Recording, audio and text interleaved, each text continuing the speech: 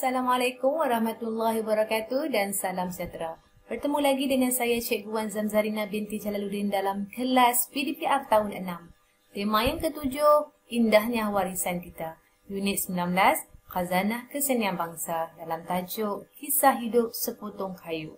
Dalam standard pembelajaran 4.2.2. Dari segi standard kandungan 4.2 ini, kita akan mengujarkan bahasa yang indah dan menggunakan bahasa badan secara kreatif semasa bercerita secara didik hibur.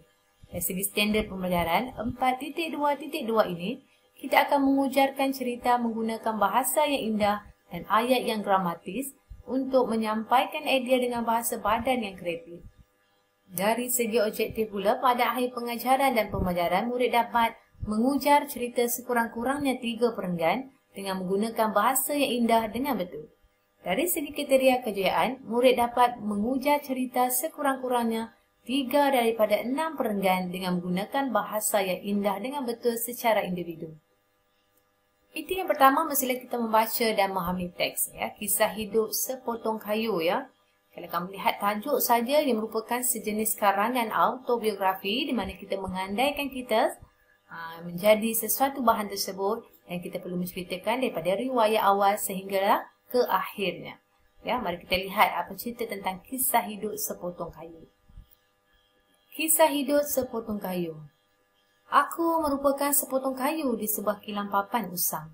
Hidupku terbiar kerana hikmatku sudah tidak diperlukan lagi. Aku berasa amat kecewa.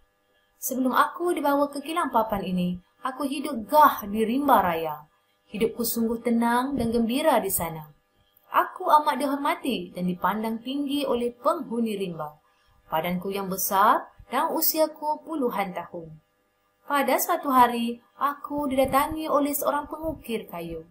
Beliau memungut aku lalu membawa aku pulang. Beliau mahu menghasilkan ukiran yang cantik pada badanku. Beliau merupakan pengukir kayu yang sangat handal. Dengan menggunakan peralatan seperti pahat, tukul dan ketam kayu, beliau memulakan kerja tangannya. Jika murid-murid lihat, ini merupakan kisah sebatang pokok, iaitu di mana badannya telah diambil oleh seorang pengukir kayu. Sebelum itu, kehidupannya amat gah kerana saiznya yang besar dan sering dipandang tinggi dan dihormati oleh penghuni rimba. Usianya berpuluh tahun dan saiz yang besar ini menyebabkan dirinya sentiasa dipandang tinggi oleh penghuni rimba. Dia pada satu hari, seorang pengukir kayu telah datang ke dalam hutan dan telah membawa sepotong kayu ini pulang ke rumah. Beliau ingin menghasilkan ukiran yang cantik pada badan kayu tersebut. Pengukir ini merupakan seorang pengukir yang handal dengan menggunakan beberapa peralatan seperti pahat, tukul dan ketam kayu. Pengukir ini memulakan kerjanya untuk membuat ukiran. Mari kita baca maklumat-maklumat tentang motif tersebut. Motif ialah ragam hias atau reka corak yang dihasilkan pada kraf tangan. Motif flora ialah motif bunga-bungaan dan tumbuh-tumbuhan. Ini merupakan contoh motif flora. Ukiran motif flora ialah motif bunga-bungaan dan tumbuh-tumbuhan. Kita lihat contoh ukiran yang berupa motif flora. Yang kedua, motif fauna ialah motif yang menggunakan bentuk unggas haiwan dan serangga. Di sini jika kamu melihat ukiran belakang ni, ternampak ukiran burung-burung, betul? Jadi, fauna bermaksud haiwan.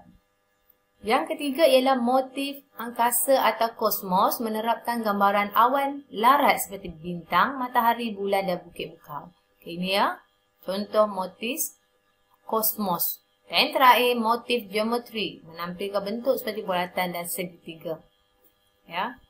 Ini bentuk-bentuk ataupun motif yang digunakan oleh para pengukir untuk membuat seni ukir dan supaya kelihatan menarik dan cantik. Baiklah, dalam teks kamu ada karangan yang tentang sepotong kayu ini tidak lengkap. Jadi kita perlu melengkapkan teks tersebut bermula daripada beliau. Jadi beliau mengukir pelbagai jenis motif pada badanku. Antara motif yang telah diukir olehnya ialah motif fauna, motif flora dan motif kosmos. Ukiran yang dihasilkan sangat cantik dan unik sekali. Aku berasa amat teruja. Okay, kita lihat perenggan seterusnya. Aku menjadi hiasan indah di dinding rumah tuanku. Kecantikanku sentiasa menjadi buah mulut orang. Kini hidupku diulik kebahagiaan. Aku memanjatkan kesyukuran kepada Tuhan atas nikmatnya ini. Okay, ini kisah ya. Potong kayu yang Hasan tidak digunakan oleh pihak kilang. Kemudian telah dijumpai oleh pengukir. Dibawa balik. Kemudian telah dilakukan ukiran. Ya. Pelbagai jenis ukiran telah dilakukan ke atasnya. Dan sehinggalah ia menampakkan diri sangat cantik dan unik. Kecantikan ini sentiasa dipuji oleh orang ataupun tetamu-tamu yang hadir ke rumah pengukir tersebut. Dia merasa amat bersyukur kerana dirinya telah dilayan dengan sebaik-baiknya dan dijadikan cantik. Ya, sebegini. Okay, ini tentang sepotong kayu. Ya, kisah sepotong kayu. Baiklah murid-murid, seperti biasa cikgu ada sediakan latihan interaktif. Ya, kamu boleh klik pada penerangan video di bawah. Kamu boleh klik permainan ini untuk memilih penyertaan betul ataupun salah berdasarkan teks yang telah kita pelajari pada hari ini. Seperti biasa, cikgu ingin kongsikan nilai murni kita pada hari ini itu kesyukuran. Ya, seperti riwayat tentang pokok tadi, sepotong kayu tadi yang tidak digunakan, kemudian telah diambil dan diukir dengan cantik dan akhirnya dia mendapat pujian. Dia merasa amat bersyukur dengan kehidupan yang telah dilaluinya. Begitulah dengan kita sebagai manusia, kita perlu sentiasa mengamalkan ataupun sentiasa bersyukur dengan nikmat Allah yang telah Allah berikan kepada kita. Ya, pastikan kita melakukan perkara-perkara yang baik dan sentiasa menikmati apa yang kita lalui itu dengan penuh kesyukuran. Okay, baiklah murid-murid, sampai di sini saja perkongsian cikgu tentang tajuk kita pada hari ini. Kita akan berjumpa di kelas yang seterusnya. Ingat pesanan saya, Anda belajar, Anda hebat. Sekian, terima kasih. Assalamualaikum.